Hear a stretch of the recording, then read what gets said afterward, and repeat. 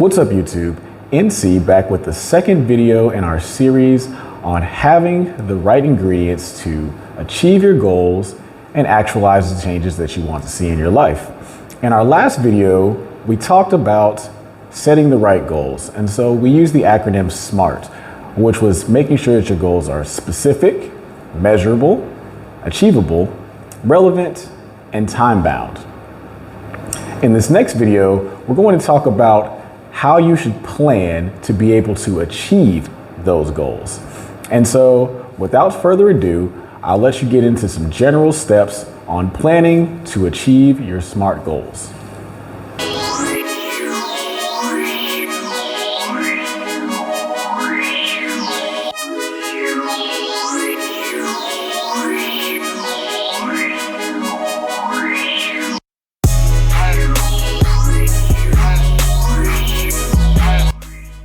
I would say the only way you're going to achieve your goal is to make a plan.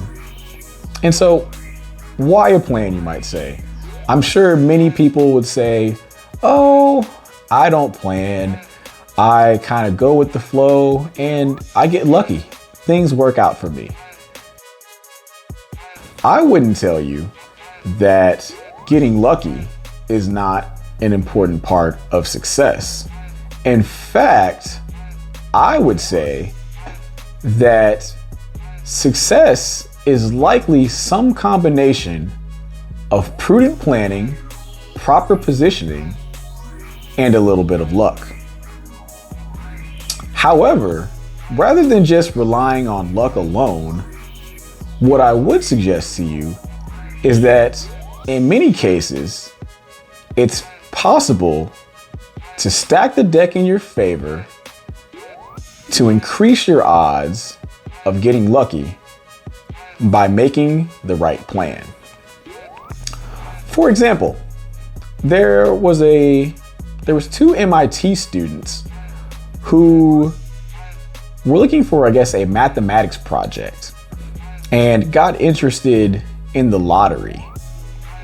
And what they decided to do was use their expertise in mathematics and develop a plan that eventually became an investment strategy focused on winning the lottery. And what they did is that they actually decided to basically stack the deck by increasing the odds of their favor to win the lottery. And so their plan was to buy a certain number of tickets in the state of Massachusetts for this lottery that was only in the state of Massachusetts to further increase their odds of winning the lottery. And over about, I guess, the period of 7 years, according to the article, these students were able to win about $3.5 million. And so, hey, I'm not going to say that, they weren't lucky, but I will say that's not too shabby for making a little plan.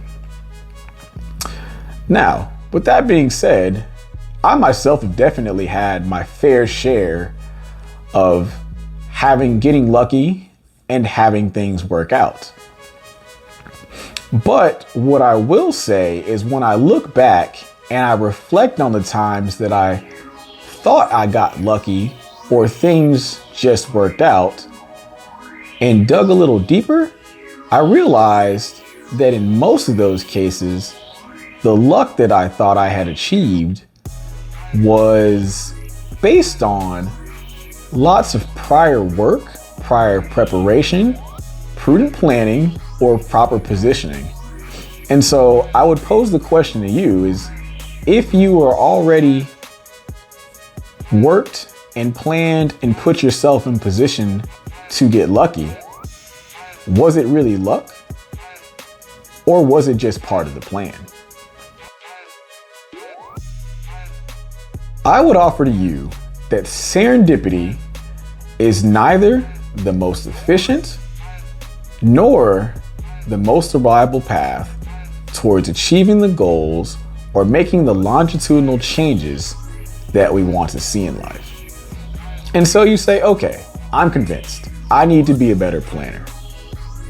But how do I plan to achieve the goals or changes that I seek?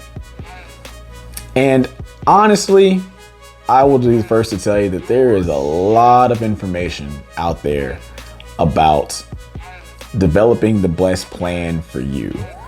Some of the information is tailored down to even personality type. But what I'll give you is a few general steps that can help you with developing a plan that can take you through the steps needed to actualize those goals or changes that you're looking for.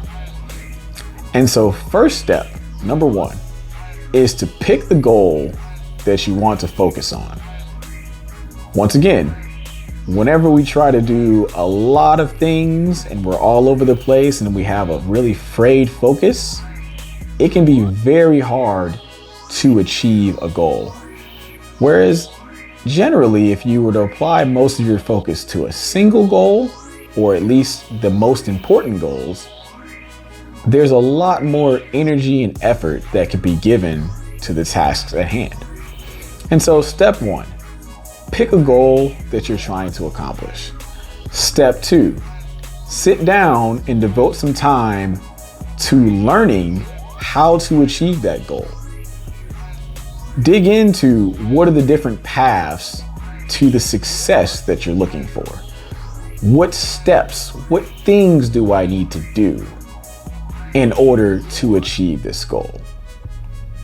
Step three is, once you've kind of looked into it, done your research, figured out what you need to know in order to achieve the goal, you need to figure out all the steps and all the tasks that go into achieving that goal and list all of those steps, step by step, from start to finish, the best you can.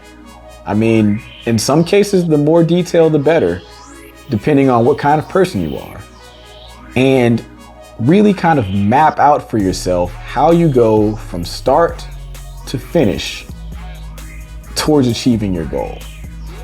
Once you've gotten all of your steps down, all the tasks and things that you need to do in order to accomplish your goal, the next step is to take those tasks and put them on a timeline. If you remember when we talked about with setting goals and making them time bound, well, that applies to plans too.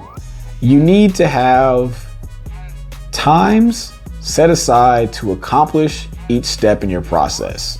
This allows you to measure your progress and make sure that you're staying on track towards achieving the goals or making the changes that you're looking for.